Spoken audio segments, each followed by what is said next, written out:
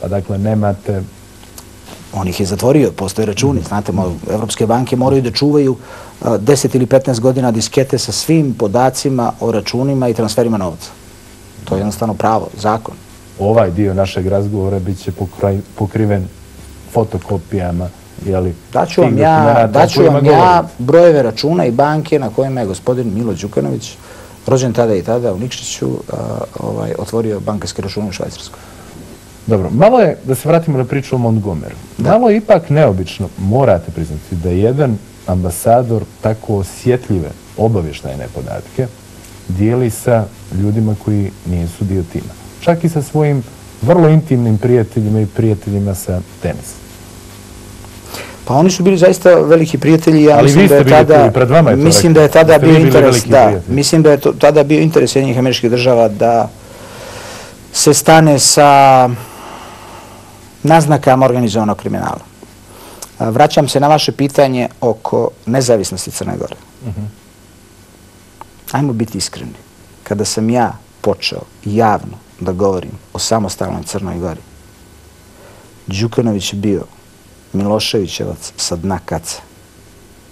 95. i 96. godine njemu su ospe izlazile zbog moje priče o samostalnoj Crnoj Gori. I ja dan danas tvrdim, od tada do danas, da je Crna Gora bila najstarija država na Balkanu i da je Crna Gora morala postati država. Jedina razlika između mene i gospodina Đukanovića u krajnjem slučaju, sada, kada je Crna Gora nezavisna, je ta što sam ja htio da i ona paralelno razvija demokratske procese. Znate? A on je od nje napravio privatnu državu. Dakle, ja sam... Jeste li vi nekad imali fazu srbovanja? Ne, nikada. Ja sam Beograd napustio... Ni početkom 90. Ne. Ja sam Beograd napustio u februaru 1991. godine i nikad se više nisam vratio. Ne radi se o srbovanju. Ja sam kosmopolita, ja sam volio bivšu državu, ali kad sam vidio šta se dešava i šta se radi, jednostavno sam otputovao. No, si rekao sam srbovanje samo zato što ste rekli ovo se kace, ali... Nisam nikada. Dakle, gospodin Đukanović je, upotrebit ću jedan izraz koji se koristi u tajnim društvima. Ja sam napravio inicijaciju gospodina Đukanovića ka samostalnoj Crnoj Gori. On je mrzio taj projekat i 95. i 96. godine. Njemu je taj projekat došao kao naručen onoga trenutka kada je vidio da više onaj bivši projekat kome je on pripadao, što vi kažete, ne pije vodu. Dobro, ali niste mi odgovorili na ono pitanje. Tu da budemo jasni. Zašto je Montgomery vama, koga nije tako dobro znao, pokazivao neke povjerljive račune, ako niste bili dio istog tima? Morate to pitati gospodina Montgomery. Ja mislim da on nabio adrese za to. Vi sada radite kao konsultanti u istoj firmi, koliko mi je poznato. On radi kao konsultant, a moja firma savjetuje jednu veliku hotelsku grupaciju u Hrvatskoj u procesu prodaje equity-a, prodaje vlasništva na svjetskom tržištu. Ali radimo potpuno različiti posao. Jedna hotelska firma iz Dubrovnika. Vidjeli smo se prošle godine jednom. Nismo u kontaktu. A kakve su bile ili jesu vaše relacije sa nekadašnjim britanskim ambasadorom Charlesom Crawfordom, čije se ime šaptalo tokom afere SČ, u kojoj je Đukanović također bio? Gospodina Crawforda sam sreo negdje jednom, kada je bio drugi ili treći diplomata na području Balkana u nekoj ambasade. Ne mogu više sjetiti koje, vjerojatno je to bilo u Beogradu, ali nije bio ambasador. I to su bile 90. I nikada više. Nemam nikakav kontakt sa njim. Niti sam tada imao kontakt sa njim. Da se malo pozabavimo vašim profilom i portretom. Rođeni ste u Nikšiću, studije sociologije ste završili u Beogradu, gdje ste se, kažu, prilično dobro snašli i kao mlad momak. Znali ste da se filtrirate u razne krugove, od glumačkih preko književnih. Bili ste dobro i sa ljudima sa one strane zakona. Kada ste se, ono što mene ključno interesuje, je li upoznali sa gospodinom Đukanovićem? Od kada, dakle, datira to vaše bivše, sada već, prijateljstvo? Gospodina Đukanovića sam upoznao 88. godine. Upoznano se Sitro Kočević. Sitro Kočević je tada kao kadar Crne Gore došao za direktora Saveznih omladinskih novina Mladost. U okviru Mladosti bio jedan časopis koji se bavio teorijom sociologije, politike i filozofije, koji se zvao Ideje. I ja sam bio urednik, jedan od urednika tog časopisa, a Mladost je bila izdavačka kuća. I tada me gospodin Rakočević upoznao sa gospodinom Đukanovićem, koji je došao u Beograd da bude član predsjedništva Omladine Jugoslavije. Od tada datira naše poznanstvo. Je li tačno da se hvalite da ste Đukanoviću vezali prvu kravatu? Prvo, ja se toga ne sjećam, ali mislim da je to onako žovijalna novinarska priča. Je li tako? Da. Dobro. Nisam nikome vezao kravatu u svom životu. Za žuta pitanja. Vi ne bježite od žute štampe. Ne, sigurno. Vrlo rado čak i otvarate i ormar, koliko sam vidio. Ja ne bježim ni od kakvih medija, da. Mislim da su mediji vrlo značajan faktor svakog demokratskog društva. Da se vratimo u vašoj biografiji. U početku ste radili kao novinar u Beogradskom studentu, u slovenačkom Delu, hrvatskom Teleksu, na televiziji Crne Gore. To je jedna mala greška, to što ste pročitali prvo. Slovenačko Delo je dnevni list. Novina Teleks nikada nije postojala u Hrvatskoj, znači slovenački Teleks. Ovo sam pravo da vam kažem našao... Da, u novostima, ali opet se vraćamo... U to vrijeme ja sam bio klinac. Da, vraćamo se na ono da su ljudi dosta danas u vremenu komunikacije površni, jednostavno tako copy-paste, prepisuju neke stvari, a u stvari ne znaju da to nije bilo tako. Jedna od novina koja je objavila... Ovo sam, vjerujte mi, prepisao. Da, okej. Jedna od novina koja je objavila moje tekstove bio je slovenački Teleks. Ja sam bio freelance novinar. U Studentu sam počeo da pišem kao student. To je bila jedna dobra radionica novinarstva.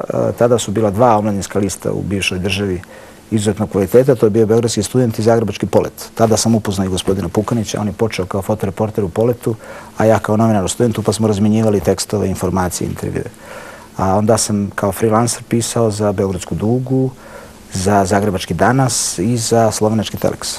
Dobro, evo, ja vam se izvinjavam što sam Nema problema. Prekrojio. Ne, niste vi krivi, kriva je novinarka Novosti koja je to objavila. To je bila jedna od vaših biografija. Da, nije istinita. Copy-paste, ali nije ni bitno za našu priču. U posao vas je vrlo rano uveo, možda prvi crnogorski biznismen, Stanislav Ćano Koprivica, koji vas je imenovao za svog savjetnika. Tako ste i otišli za Moskvu, ako se... Nisam otišao za Moskvu, evo ovako je to bilo. Ja sam pisao jednu seriju intervjua u Beogradskoj Dugi i ta serija intervjua je bila sa misliocima, bivšim praksisovcima, kojima je bilo zabranjeno da do tada govore za javnost.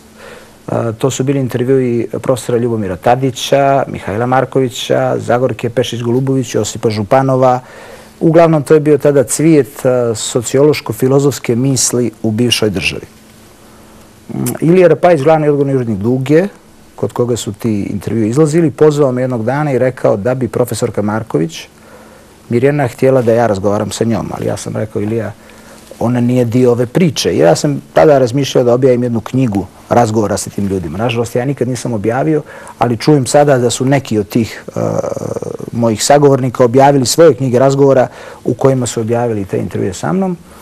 Ali sam se na zahtjev gospodina Rapajića našao sa gospođom Marković i razgovarao sa njom u njenom kabinetu i taj razgovor je ovako dosta neprijatno.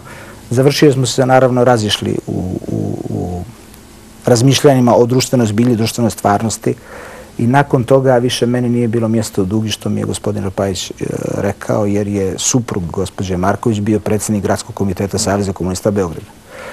Ja sam to tada rekao gospodinu Ćanu Koprivici i on me je pozvao, postao je član tada Crnogorske skupštine i pozvao me da dođem kod njega da mu pišem govore. Ja sam došao u jedan sasvim novi svijet koji ja nisam poznavao i zahvaljujući Ćanu Koprivici upoznao svijet biznisa. Radio sam 1 godinu i po dana u Monteksu. Nisam nikada bio nigde bez Moskve, ali sam putovao dosta sa njim. I tako sam upoznao biznis i hvala mu na tome. Ne sumnjam da cijenite gospodina Koprivicu, ali... Izuzetno. Ljudi kada govore o gospodinu Koprivicu kaže da imao jednu biznismanu, da je loše birao savjetnike i da su mu neki uzimali poslove i dobre veze. Jel znate vi za to? Vrlo moguće, vrlo moguće. Čuo sam za to. Ja nisam bio u prilici da mu uzimam te poslove i da ih znam od njega, zato što sam bio tada u nekom drugom segmentu. Nisam bio u poslovnom, nego sam bio u njegovom kabinetu, ali vrlo moguće se to kasnije desilo. On je bio napravio jednu imperiju od svojih veza, vi ste ga nazvali biznismenom, nije on bio biznismen u smislu te riječi kojom se danas koristi. On je bio, ako to je manje poznato, on je bio predsjednik najveće hrvatske eksport-import firme prije Monteksa, ona se zvala Astra. Nakon toga je formirao Montex i bukvalno sa nule napravio najveću eksportnu-isportnu firmu koju ikada Crna Gora imala. I pokrivao jedno vrijeme veliki dio ruskog tržišta. Normalno je, vjerovatno, tako nastaju ili se raspadaju velike stvari, da nakon njegovog odlaska iz posla i njegove smrti, da su ljudi koji su radili sa njim, da su mu uzeli dio tržišta. Ali ja nisam više pratio to. Dobro, da dopunimo još malo vaš portret. Prvi ozbiljniji novac ste napravili ipak u Beogradu. Istina. Preko firme Komont, ako se ne varam, počeli ste sa uvozom ženskih čarapa. Pa ja sam formirao firmu čim je Ante Marković donio taj zakon o privatizaciji. Ja sam formirao firmu, sjećam se da smo istoga dana, ali danas nismo ni s tim pozicijama što se toga tiče, otvorili račun u IK banci, gospodin Mišković i ja.